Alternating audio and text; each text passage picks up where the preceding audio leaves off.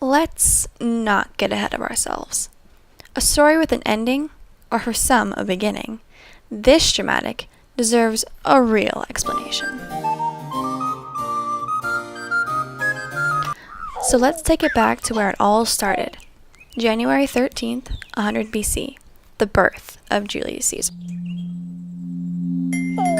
Although he hailed from Roman aristocrats, his family was far from rich, but his childhood was very ordinary.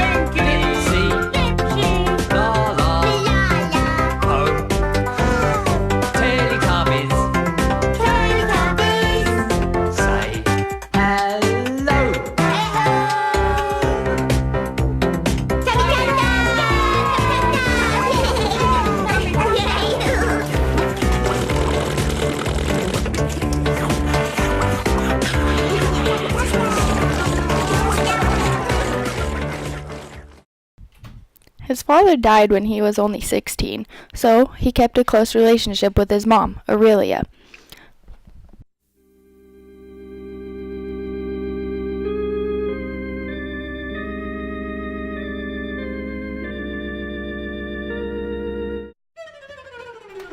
What you should probably know is that Caesar grew up in Rome, and it was far from stable. It couldn't control itself and all of its power and influence.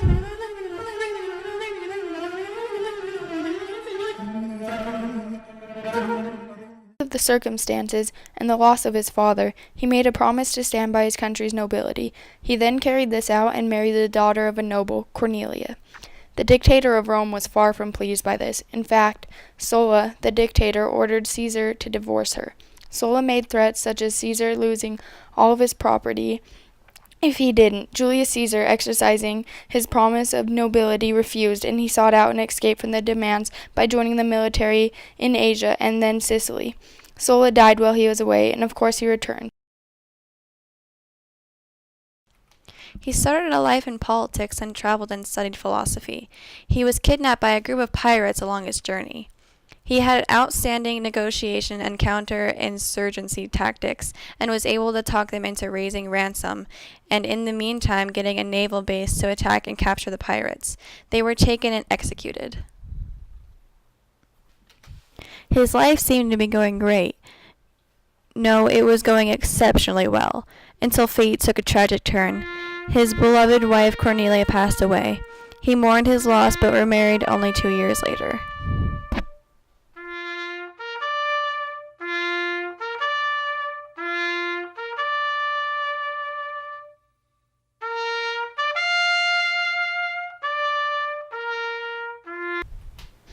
His new wife was a distant relative to Pompey. Her name was Pompeia. Having the marriage not work like the first one, they only lasted a few years. The couple was always fighting, so they decided to get a divorce in 62 BC.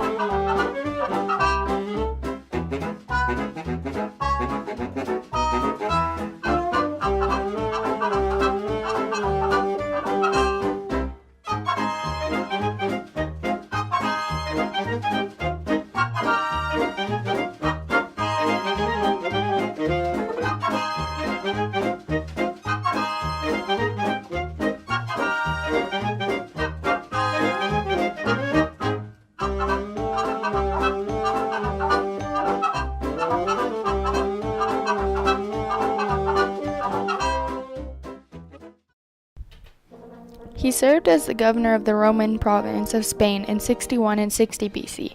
He stayed close with Pompey, and it paid off because he got elected to consul in 59 BC, an even more respected and prestigious job. Caesar began to develop a relationship with Marcus Carus, a Roman general and politician. He became Caesar's next step on his ladder to political power. He used all the tools that Caras provided. They often rivaled at each other, but Caesar's tactical thinking was second to none. The partnership between the three men became known as the First Triumvirate. Caesar always had greater domination in mind.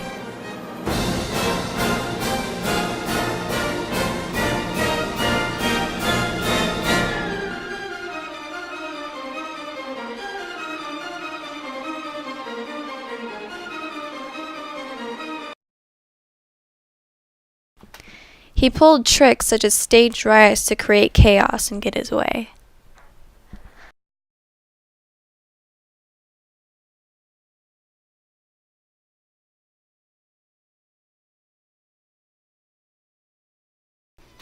He became more popular in 74 BC when he secretly put together an army and combated Mithridates, Eupator, the king of Pontus, that declares war on Rome. Around 69 BC, Caesar began serving Pompey in political positions, being elected to one after the other.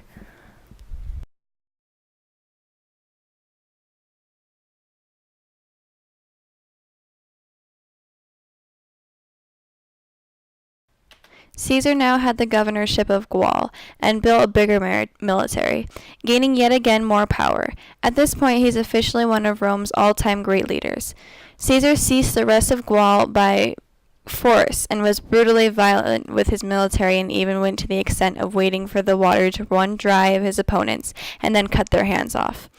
Even though he was no longer in Rome, he hired agents to act on his behalf. Tension is building between the three partners now, and jealousy and envy is more than present. In 56 BC, they have a conference that ensures all three get a 5-year term in Spain, Syria, and Gaul. In 53 BC, Cross was killed in battle in Syria, and tension built up again between Pompey and Caesar.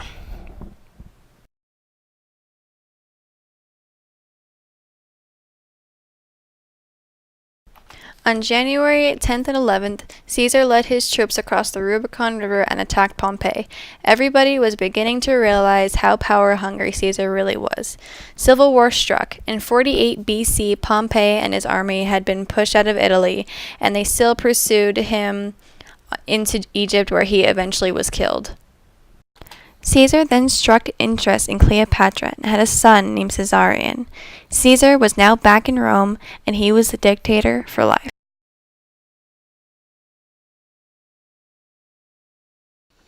He made great reforms to the Senate so Romans were better represented and relieved them from debt. He reformed the Roman calendar and reorganized how local government was constructed.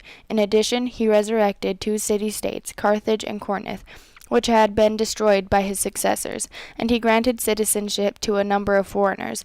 He also proved to be a benevolent victor by inviting some of his defeated rivals to join him in the government.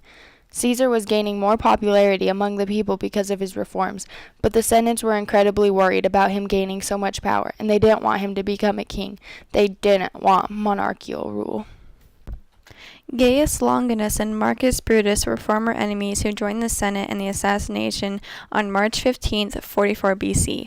They called themselves liberators and had to act fast because Caesar was leaving on the 18th to Iraq to make amends. What you need to know about Brutus is that he was originally on Pompey's side, but then joined the Senate when Caesar won, and his mother is one of Caesar's ex-lovers. This led to the common belief of Brutus being Caesar's best friend, which he was a friend, but more so just coincidentally involved.